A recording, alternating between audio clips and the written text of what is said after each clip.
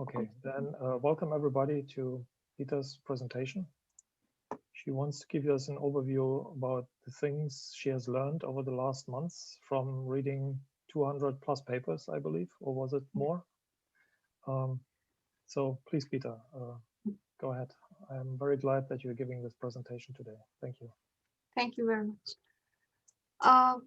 Today, I want to talk about second-order optimization methods for deep learning. And in my outline, I have 3 different sessions: conjugate gradient method, second-order optimization methods, and batch normalization. Since we want to be interactive, I guess at the end of each session, if you had some question, please just go on. And what I'm going to do is just getting you familiar at a high level. There are a lot of mathematical details. Some I see more important, I go through, some I won't. So after a session was done, just please ask questions. So the first thing is conjugate gradient method. I'm gonna talk about it because we are gonna need it on the next 2 sessions. So the reference is this one.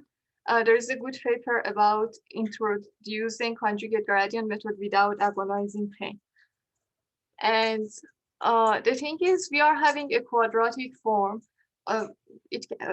We have some f of x, which is a scalar quadratic function of a vector. X is a vector, and this can be something like a Taylor series that just be approximated on the second order. So having that in mind, if A is a square, symmetric, and positive definite, Ax equal to B is the one that is going to minimize this f of x, because the derivative of x is the derivative of f of x is ax minus b. So well, we like to draw everything, so let's assume that n equal to 2. It means that x has only 2 elements. So we can plot f of x. And we are having a contour. We can show it 3D, but I mean what we want to find if x is the one, if the minimum, x is over here. We want to find that x. So what do? We are going to choose an x0, random, arbitrary, and we want to find R0 as a residual, b minus ax0. So that's going to be a line like this, based on R, I mean. And we like to choose the next point, such as x1 is x0 plus alpha R0. Alpha is a scalar. I'm sorry. I'm looking at your f of x, and you say it's minimized by ax equal b? Right. So that would be 1/2 x transpose b minus b transpose x plus c. It's not obvious to me that's the minimum. A is a square, symmetric, and positive definite. Oh, I see. I see. You take the derivative, and then. But I mean, if you just get the derivative, it would be half of a transpose plus a, all of them to x. Okay. And when a is symmetric, at plus a is a, half of it is just a, so it's gonna be ax minus b. Okay. Okay. Sorry. That's totally fine. Thank you. So alpha is a scalar, and we want to choose alpha in a way that we are having a line search. A line search is a procedure that chooses alpha to minimize f along a line. So if that was our R0, and this is our f, these are f prime, or the derivative of f, and these are the projection of f prime. So the least amount of f prime that I can have is this one. So the projection of f on a line is the least when f prime of x is equal to 0. And we are going to define a few things to just solve this problem. Let's define error as how far we are from the solution. So xi minus x is the minimum. And r is the residual, or the direction to the steepest descent. So if you go on the other direction of the derivative, is going to be r, your steepest descent. And well, as you see, the next r should be orthogonal to the r that we are having now. This one is r0, and if I want to find the minimum, I need to choose r1 in this direction, right? So ri and ri plus 1 are orthogonal. So this is the steepest descent algorithm. We are having an x0. With r0, we are going to get an x1. As you see here, we have a 90-degree angle, and this is r1. You get the x2, and you're gonna go to get to x, the minimum. So in the beginning, you're gonna just having an x0 but randomly. You get your r0, and after that, every time you can just get the alpha, xi, and ri plus 1. And as you see, this is a good algorithm because you are having the product of a matrix and a vector, and when it is happening, the both occurrences are the same. So for each iteration, all you need to do is to get a matrix vector product. You don't need to have a, you just need to have a to a vector. And we know that the best we could do was just having 2 steps, because this is 2D and it is not really good. So the best we could do is that to go over here and then go over there. So that was the best. And so we know that steepest descent is not the best thing that we can do, and we should consider using the contour information. This is our contour. So what we are gonna define here is A conjugate C. In a circle, we know that these two are orthogonal. Okay, we say that X and Y are orthogonal when X transpose to Y is equal to 0. When instead of circles you have ellipsoid, you can have this A conjugacy. ATA, XTA, Y is equal to 0. So these two are A conjugate or A orthogonal. So all the pairs over here and all the pairs over here are orthogonal. Here they are A orthogonal, here they are orthogonal. Using this, what we are gonna do next is that we are gonna choose a point based on here. Instead of R, we are getting a direction. That direction is D. And we consider that this time these are A orthogonal to each other, but these are orthogonal to the R's, to the residual that we have had. And this is the Kirillov space. Whenever you have d of I of something, that's the span of d0 to d I minus 1. All of them are the directions that are orthogonal to each other. So whenever we choose this x0, we know that all the points that we are going to choose will be on E0 plus di. I'm going to choose x0 over here. It's gonna give me a direction, d0, and that's x0 plus d1 that I have. This is 2D, so I cannot show you a plane or something. All I can show you is just a line, but you can imagine how it's gonna go to 3D or 4D. In 4D, you are gonna have a 3D, and you can have it on 3 steps, d1, d2, and d3. And what I'm going to have is that when I'm having this tangent, as you see, when I'm having this tangent with A, this one is 90 degrees, so that's my R1. And this one will be my error, but the next direction that I'm choosing is over here. So this method is called conjugate gradient. You always have seen the algorithm. I just wanted to visualize that. That has a little bit more to it, but in a high level, that's how conjugate gradient works. It's based on a steepest descent, but it is using A conjugate C, and in addition to ours, it also has these. And another thing that we add to conjugate gradient is that whenever our A is so skewed, we precondition it.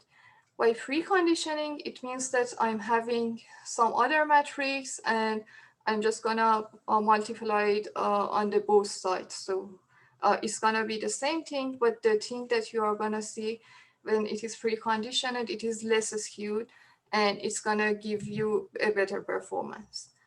That was my introduction on conjugate gradient. Is there any question?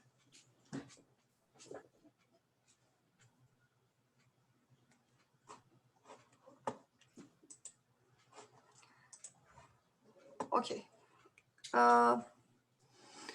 Let's talk about second order optimization methods.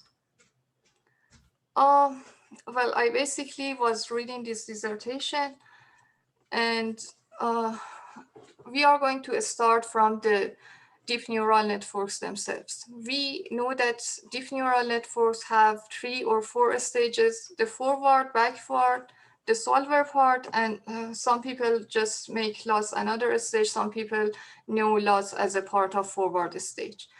In the forward stage, we are going to produce activation and loss using current parameters and labels of the given sample. So we have the data here. We give it we give a mini batch over here, and what is happening is that it's gonna go through and it's gonna give you some activation over here that you need in the backward process, and it's gonna give you the loss. On the backward pass, we compute the gradients using the loss and also parameters generated by the forward pass. We get the loss and also these, and we are gonna generate the gradients. And the solver is to determine the update rule to update the parameters. Parameters are over here and are over here. So if it is the solver part, it's gonna, these are its outputs and these are its inputs, right? So, okay, you have seen that part. Just consider this is the forward part of it, and I'm trying to formulate around the solver. Well, just don't consider A0, S1, these blue lines for a minute. As you see, it is a neural network. It's like the ones that you have seen. In a layer, all the neurons in a layer are connected to the neurons in the next layer. And we are having some activation, then we are gonna go to the next layer, and we are having some W's as weights, and the last layer is layer number L.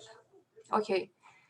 The first layer is the input layer, and what it produces, we call it A0. For other layers, the one that is A0 to W, the linear part, is called S.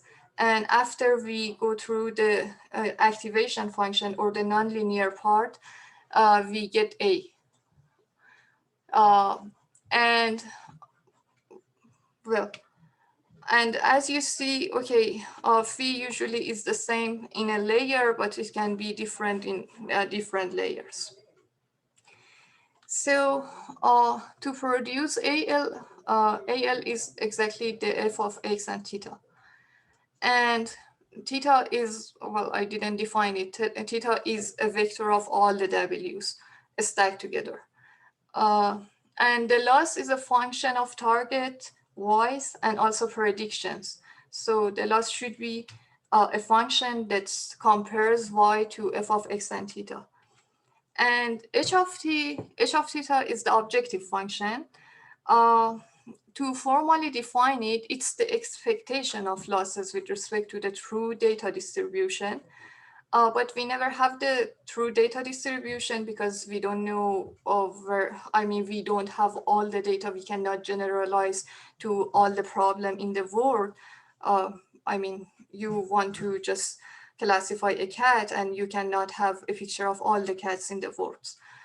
And we also cannot go through expectation. It's a little bit hard, but when the data is big, you can say that h of theta is the average over a data set, or maybe a mini batch. Mini batch is enough, a subset of a data set. If you're okay with these definitions, we are gonna go through this one. This is our forward part. If we're gonna go backward, the thing that you get over here after the loss, if that is the loss, it is, we call it d of AL, the gradient of loss to AL. And for all of the S's, we call them G. And we have these two kind of gradients, and in a minute, we are gonna see that how they are connected together. This is the algorithm around the solver. In the input, you have A0, all the x's from the mini batch, and theta, which is mapped to all the w's that we have had. And in the forward pass, you are going to produce S based on this, and you have an activation function to produce A. You go through all the layers, and at the end, you are going to get the loss. We have a definition that is kind of important here. As you see, I said that d of AL is the derivative of L, the loss, to AL. So here the d of V is this one. So this is how we get the loss. And after that, we are going to go through the backward process. The GI that we define is the element-wise multiplication of d of AI and the derivative of the activation function of SI. D of W's are GI to the last layers, and I mean, you can read it. I'm just trying to read it. And D of AA is, well, as you see, okay, that should be the W to GI that you have. So what I can get over here is the output that I get is d of theta. I just give it the theta and I got the d of theta. That's what I need for the solver. I mean, that's at least part of what I need for the easiest solver that I want to have. So, Bita, I have a question. Sure, please go ahead. So in the previous slides, you have a AI bar and AI. So for I from 1 to L, so what are the difference of AI bar and AI? I think both of them should be bar. I'm sorry. It should be bar, right? They should be the same, I think. Yeah. Yes, they are. Both of them are vectors, and yeah, that is something that I copied everything to LaTeX and just. Yeah, it should be AI bar. Yes, right. You're right. Okay. So if we have theta of the next step as theta of this step plus something really small, we can approximate h of t using a Taylor series that is centered at the theta that we have right now. So h of theta k plus delta is this one. That's the quadratic form. Before I go to the second order optimization, second order solver, let's just for a minute say that it's a first order. We don't have this term for a first order, and what we have, how do we solve for it? We know that, okay, this thing should be negative because we want the next edge to be less than this edge. That's a loss. We want to minimize it. So what we do is that, okay, we are having an inner product of delta H to, it's not delta, gradient of H to delta. And to get the smallest negative number, which is -1, because that's an inner product, we are going to have delta equal to this. And this is what we are doing in SGD. We always get delta in the direction of minus the gradient, the opposite direction of the gradient. if this is a second order, we can do the same thing. But if we solve for delta, we are gonna get this. So we are having this v also over here. And we already can see the potential of second order method, because here when we have this, we can have a scalar on it, and the scalar is the same for all the eigenvalues. But when you are having a matrix, well, at least, I mean, if it is a diagonal matrix, at least each one of the eigenvalues has their own scalar term. So it can be better. But this is how usually people talk about the second order methods. What's the way I see it is like this, that second order methods are usually based on gradient or natural gradient. The gradient is really the one that we just see over here, because it is really natural, and you just go through the first order and you know that, okay, you are going to solve for delta. But so for the gradient-based method, I'm going to talk about three kinds of methods: diagonal Bs, GGN, and BFGS. For the natural gradient-based methods, I'm going to talk about two models: matrix momentum plus conjugate gradient that we talked about, and Hessian-Free method is matrix momentum is a generalized version of Hessian-Free method, and also Kronecker factorization. So gradient-based methods, in that we try to obtain or approximate B to update parameters in a trust region. We cannot just have big deltas, because we know that our Taylor series approximation is not going to be the same. We are having to have a trust region. On that trust region, we are going to obtain or approximate B or B inverse, and we are gonna get the delta to have the next theta, and to just find the minimum theta. In natural gradient-based method, we try to update parameters based on similarity of the loss that we have now and the loss that we want to have in the future. And so if it is in the parameter space, this is in the loss space. And we are going to see that why these methods are going to work better. And we are going to go through these methods and see that why everybody just went through it, because, well, that's kind of straightforward to go through. So the very first kind of gradient method that we have was diagonal Bs.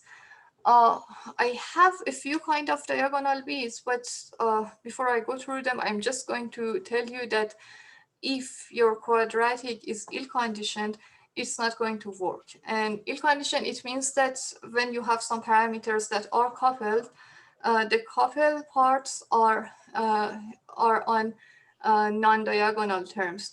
And you just assume that you have everything on the diagonal, or all the non-diagonal terms are zero. So that's not going to work anyway. So the first diagonal B example that I have is something like per parameter learning rate. We just said that it's going to work better than SGD, because, well, you are having learning rate for each one of the eigenvalues. They get P as B minus 1. This is something that they have proposed. They said that, okay, U is the one that is bigger than 1 and D is less than 1. If something was positive, just go with U and add to it. If it wasn't, just gonna get the P that is less than that. I mean, for each one of the learning parameters. All the problems that, all the solutions that have this kind of continuation have a problem. that they have not considered stochasticity. And they are not practical after making, they are not usually practical, and they are only practical if you make some certain assumptions. We are trying to have a stochastic gradient descent or a stochastic second order optimization method, because on that when it is stochastic, you can work on it on parallel. Another one is a stochastic meta descent. It considered that P is a vector of learning rate based on the previous values that you have, and the update part is this one. It's gonna get a diag of Phi to the thing that we always have. And the other one is Becker and by Becker and LeCun. It uses a method similar to backpropagation to get the diagonal of H. So the method that it obtained H is different, but as you see, H is diag of H. So that's just the diagonal part of the H. A diag in one dimension gives you a matrix, diag in two dimension gives you a vector. So that is how it just give you the diagonal, just put all the non-diagonal elements to 0. Okay. The next one is generalized Gauss-Newton. Generalized Gauss-Newton is a conservative method because this GGN matrix is positive semi-definite. So we can write H as this, and we always have some Jacobian to H to Jacobian again. That belongs to the convex part of the loss. And the reason we are talking about it, I know that it is not H because we are not going to consider this part that we don't know about, but in some application of deep learning, it works pretty much good. Well, and it is kind of easy to have an approximation of GGN because you always going, you can stack everything, and you're not gonna stack the negative parts because you are gonna know that it is a positive semi-definite. So it's kind of more reliable than H if you want to use the same method to approximate H. But it is not that easy, so it is something that should be combined with another method and sometimes work. Well, I mean, I know in some other methods when they want to approximate H, they have some part of the GGN, so it is all right over there, and we kind of maybe approximate the other part or just discard it. The next one is BFGS. BFGS is the most straightforward thing that you can think of. Well, there exists a second equation, and this second equation says that these difference and these difference should be on the same direction based on the curvature.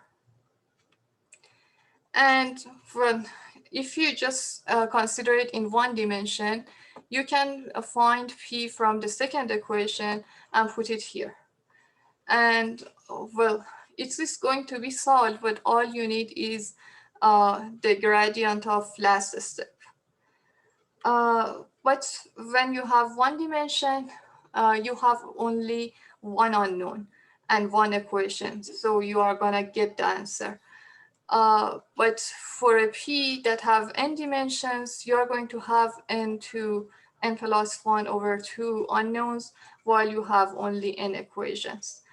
And some people just iterate over it, but what they are doing is that they are gonna use this distance and they try to minimize it. So the next P that you have should be close to this P on a Frobenius norm. And they use 2 rank 1 matrices to build the new P. This is a straightforward. It is still being used in a lot of applications. In deep learning, there are better methods than BFGS. And there is, well, I mean, you might have heard of LBFGS. It is limited memory BFGS. So they're trying to start, instead of starting from P or going through many iterations, they just start from I or some other kind of approximation, and they're gonna go through less number of iterations. So the memory that you're gonna need is less than what you need in the BFGS. So let's go through the natural gradient methods. The first one was matrix momentum. In the SGD on its own usually doesn't work good. We have added two things to SGD. One of the thing is momentum and the other is damping. And these two things makes models like Adam great. And as you see, SGD right now can solve all the problem, and we're going to talk about it. Matrix momentum is a generalized version of that, and also a general version of many of the natural gradient problems solutions. So the update is a generalized form of an exponentially decaying average of fast gradients. And as you see, for the update, we are not going to just say minus the gradient onto something. Here, we are going to go through the delta, and delta is something that we just said over here. But observe the difference here. Before that, we have had B on its own. So you had to approximate B. Right now, we have B2 a vector. So we have a matrix vector product. It is way easier to approximate. We just talked about conjugate gradient that can approximate something like this. Okay. And well, I mean, for all the methods like this, conjugate gradient is the optimal method to solve for delta. We just saw that conjugate gradient is the best solution that you can have. It is the optimal solution. It is an optimal first order solution. So it's gonna give you, it's gonna go to the local quadratic, and after that you can use another method to reach the minimum. The problem with all of these methods that are using conjugate gradient is that also the stochasticity, they didn't consider the stochasticity because the stochasticity in the estimate of the gradient and also the curvature causes instability. For this method, it is proven to have some convergence under some certain circumstance. And what Martens has done in that Hessian-free paper is that what they have been doing is that they put gradient and the curvature matrix periodically fixed. And they have added damping, and they also have the momentum, so they could get a response that is a little bit better than SGD, but not all the cases, in some sort of the cases. So as you see, conjugate gradient needs maybe n or less number of iterations, and that is multiplying to the iteration of that. So something like this cannot compete with a stochastic gradient descent if the stochastic gradient descent always can get a response. And that is why in the next 10 years, nobody did go through this. And well, we don't have a lot of variant of these methods. They are like together, and nobody make a new name for that. Well, when we are using conjugate gradient itself is a non-stationary method, and it usually does not go with stochastic optimization algorithms. So the method that have been proposed in 2015 and everybody is still working on it is KFAC. To understand the k-fact, we are going to just go through some mathematical definitions. So we are gonna see what it is about. KL divergence is not a distance formally, but we can just call it a distance that measures how much one distribution diverges from another. It is not called a distance because it's not commutative. So the KL of P and Q is not the same as KL of Q and P. This is the formula for KL. What we are gonna do to reach the update that we want to reach the second order optimization is that we are going to calculate and simplify KL divergence for P of X given theta and P of X given theta plus delta. Well, I mean, all the neural network are having a density function of when given the parameters, you can predict for the new data. So this is not something new. We just didn't show it before. And well, if you put everything into that, you're gonna go to something, a half of delta to something to delta, and we call that F. So what is F? We call F as empirical Fisher, and this is exactly the F.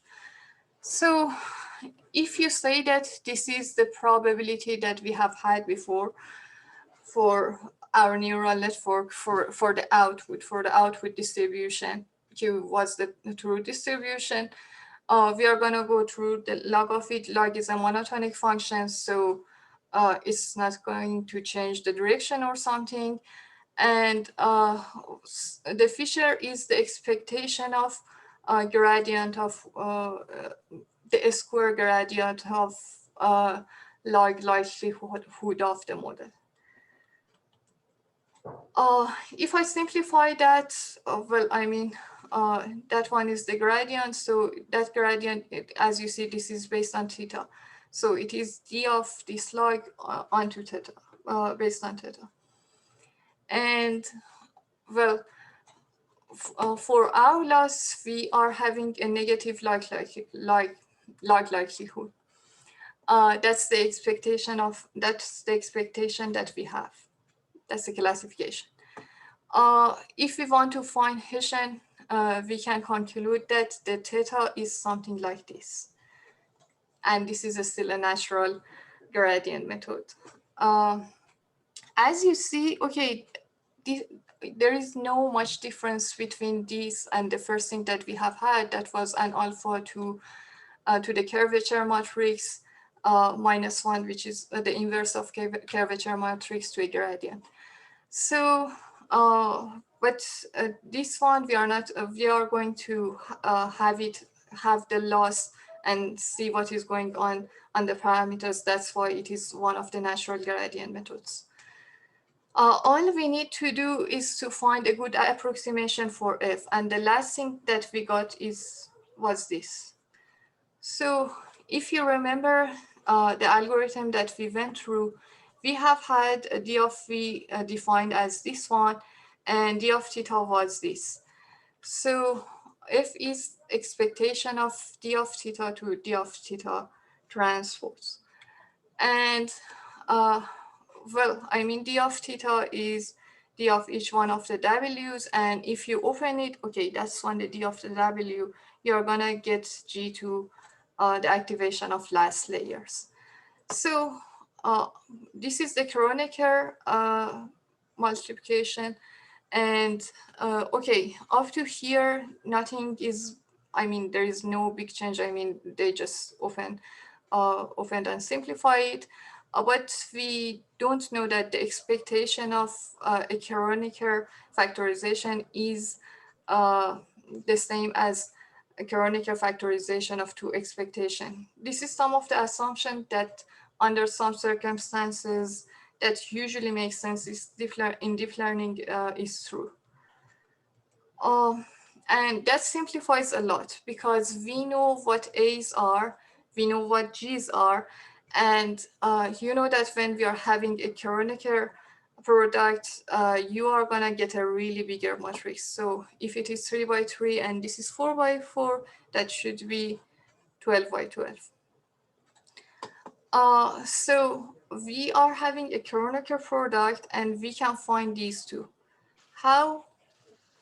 Do you remember that we have had this one in a forward pass?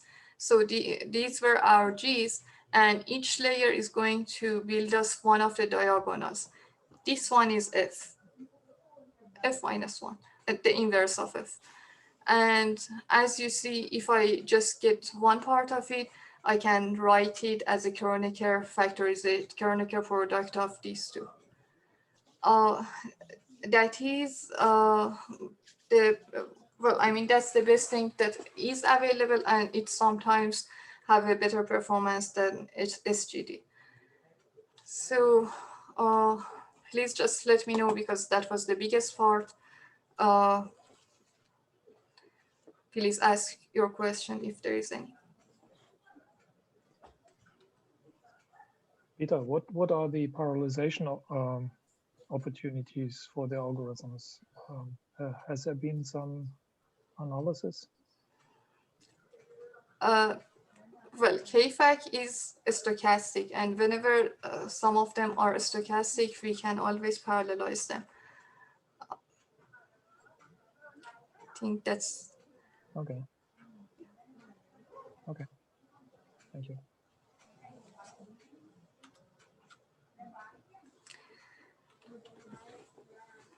okay. We are gonna go through batch normalization. Well, in 2015, there was a paper that just introduced a technique that improved robustness, performance, benefits in hyperparameter setting, initialization, and it let you avoid gradient explosion and vanishing. So it was a full package, and they didn't know why. Batch normalization is the real reason that SGD works. And authors just conjectured that maybe it removes the internal covariate shift. Therefore, during the training of each layer, we are going to have some normalization. They called it whitening. And this whitening is just put the mean equal to 0, put the variance equal to 1, and also decorrelating the parameters. But when they wanted to apply it, they said that the correlation is so hard. So if we just do these two, and it still worked. So what does that batch normalization do? You're in a batch, you're in a mini batch, you get the mean, you get the variance, and you normalize the X that you have, and you produce a Y based on two other parameters that if you put the same mean and also the variance on that is going to be the X before normalization.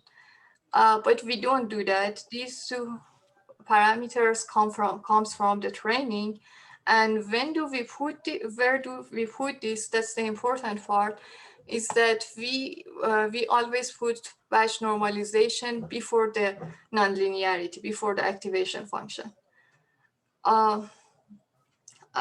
And they just justified it because in the activations, you are gonna get saturated. In the sigmoid, you know that well, I mean, if it is between -4 and 4, you're going to get a number. Otherwise, you're going to get 0 or 1. In a ReLU, if it is negative, you're always going to get a 0. In a tangent hyperbolic, it's going to be the same. You have a small range, and that small range should be normalized. And the reason that they normalize it is the same reason that you always normalize your input data. So what I have been doing specifically in the past 2 weeks is that I wanted, I thought that this internal covariate shift is correct. And that's why I just showed you how preconditioning works. And that is exactly what batch normalization is doing. But I have read another paper and it just proved that the reason of success of batch normalization is not related to the internal covariate shift. Well,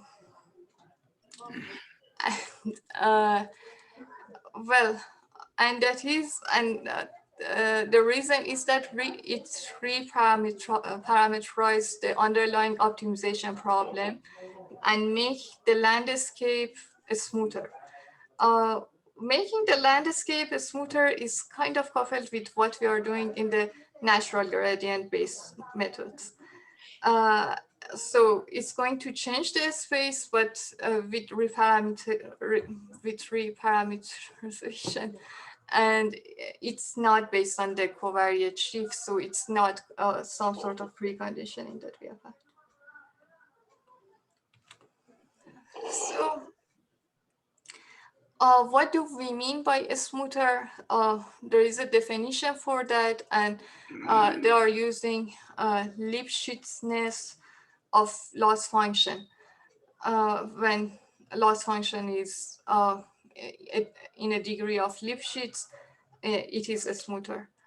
So a function is k Lipschitz when its first derivative are bounded by some constant k.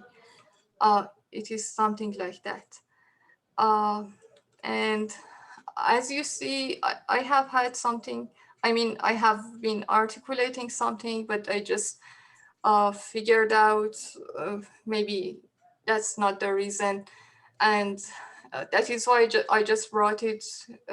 So somebody just tell me what is the connection, if these things are connected, and if you have if you can show me a better picture of things that are working here. Yeah, that was all. Thank you. Thank you so Bita, much, Bita. thank you. Questions? None. Please go ahead. Yeah, great presentation. And Bita, I'm just wondering, so in the second order method, you showed two general kinds. One is gradient, another one is natural gradient. So I'm wondering, is there any general summary about their advantages and disadvantages? I never found a review paper in about second order methods, but the idea of having this natural gradient versus the gradient based is a paper in 2014. I cannot find it over here. That revisited the Kirchhoff subspace method and also Hessian-Ferry method as natural gradient descent method. And there is another paper 2020 by James Martens that he has some thoughts on natural gradient descent. So that was the reason that I just categorized it in these two categories. Okay, I see. Another question is, you mentioned that there is a method which use trust region to determine the matrix B. So I'm wondering how we can decide the trust region. Well, I think, well, in some of the papers, they are using some trust regions, and the criteria for that was, I guess, the singularity of H.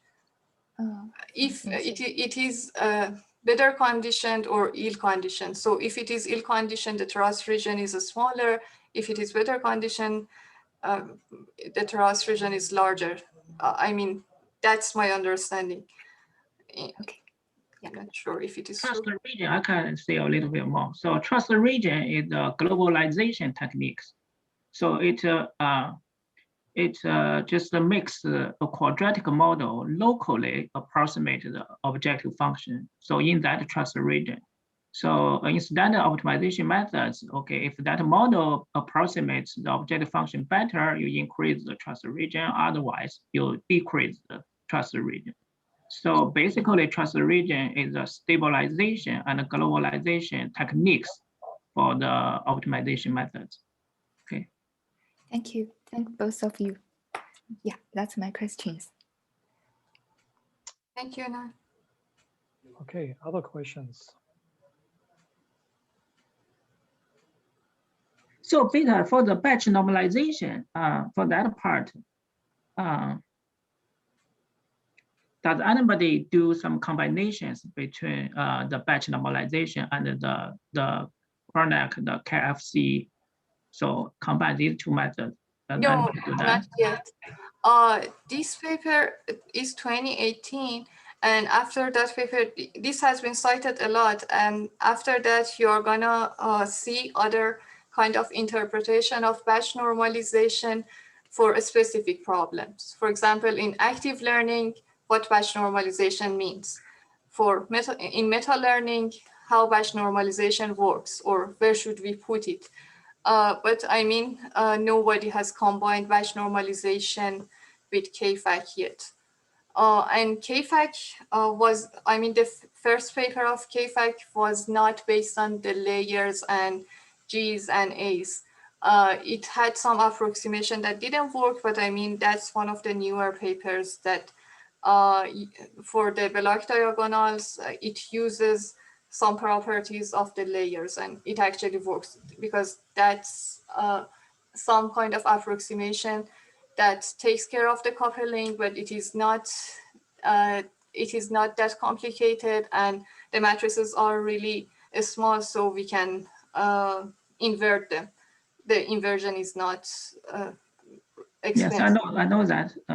So for the batch normalization, are there any rigorous explanation, say in mathematics, why this batch normalization can help? There are some. So I read that paper. It seems everything is a kind of an explanation, a feeling, so smooth the data. So I didn't see any rigorous. So the other paper has the, I mean, this is the one that prove that it is not based on internal covariance shift, and it just explains about 4 theorems of Lipschitz nets, and also just explain why batch normalization is good for initialization, is going to help the stabilizing the gradients or all of them. This is the paper. The original paper didn't do that, but that technique has been applied since 2015. So what is the, okay, what is the connection of batch normalization and this Lipschitz continuity of the gradients? So how these two are connected? Well, I mean, the reason that I just thought about batch normalization is that it is usually that exists in all the models, and we usually does not consider it when we are modeling when we are writing our whole optimization problem. That batch normalization exists, and that's the real reason that SGD works. I don't know the connection of batch normalization and the second order method. Not the second method.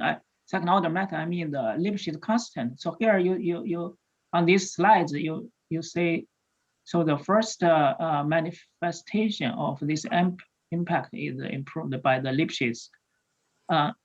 They said that what it does is that make the landscape smoother, and for being smooth, that's the measurement. They needed some rigorous definition, and it is beta smoothness. So beta smoothness is related to Lipschitz nets. Okay, okay. So does it mean if you use batch normalization, it can reduce the value of Lipschitz constant of the gradient? Yeah. Okay. It is the constant, but I know that the gradient will be smaller. I mean, yeah. So the Lipschitz constant, if it can reduce the Lipschitz constant, then that helps. So that helps the optimization process. So because the Lipschitz constant, you don't want the Lipschitz constant is large. If it's large, then your gradient varies too much. Okay. Right. Okay, I mean, so okay, so they if it, explained about how gradients will be smaller, but so I so the think, gradient itself is smaller or larger does not matter. So Oh. what it matters is the Lipschitz constant. So what is the difference of the two gradients? So the gradient difference is smaller. okay, so maybe that explains a little bit. Yeah. Mhm. Okay, thank you for explaining this. It's clearer now.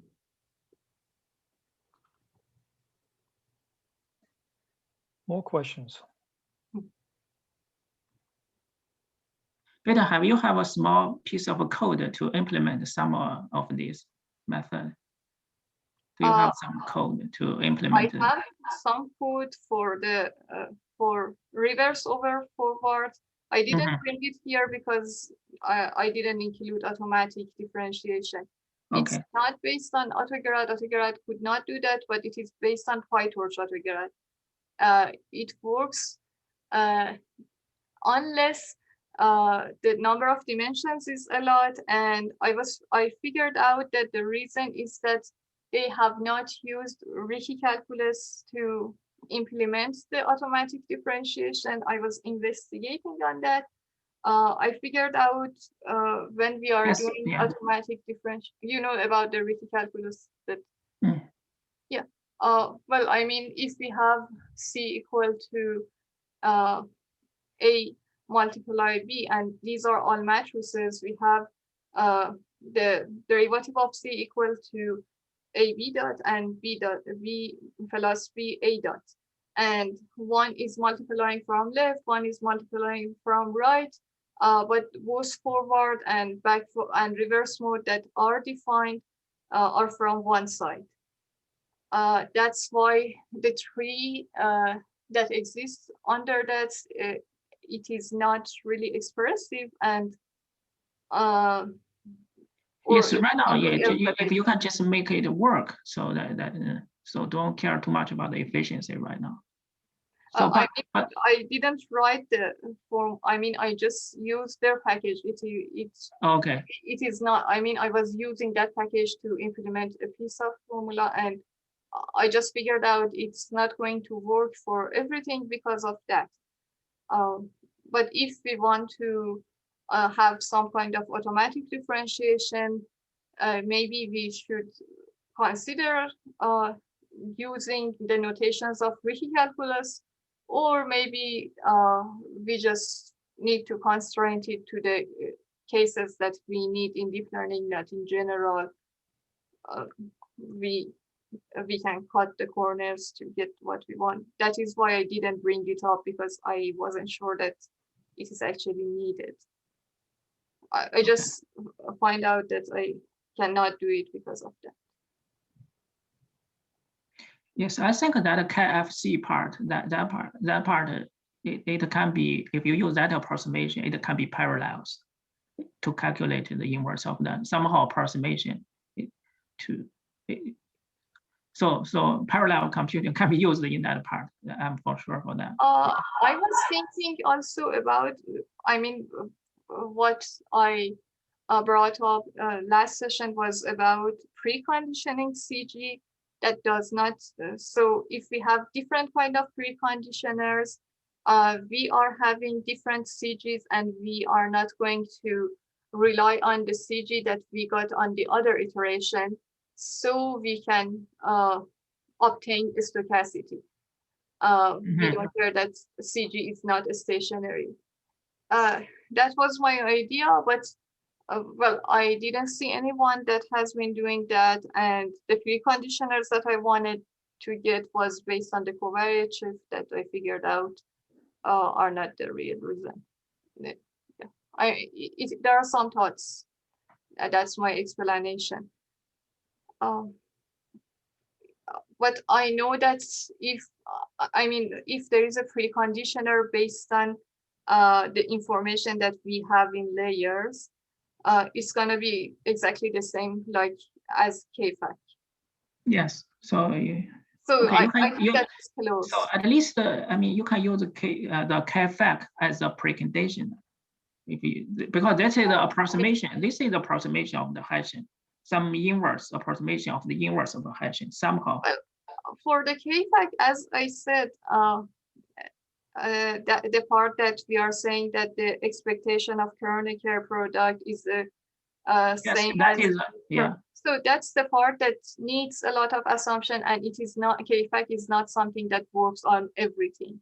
So it is not right. So that's why it is, you can just treat it as a preconditioner, because the preconditioner you don't need to. So any positive definite matrix can be a preconditioner. So I don't have questions, so I'm good. Okay, thank you, Cho. Any other questions?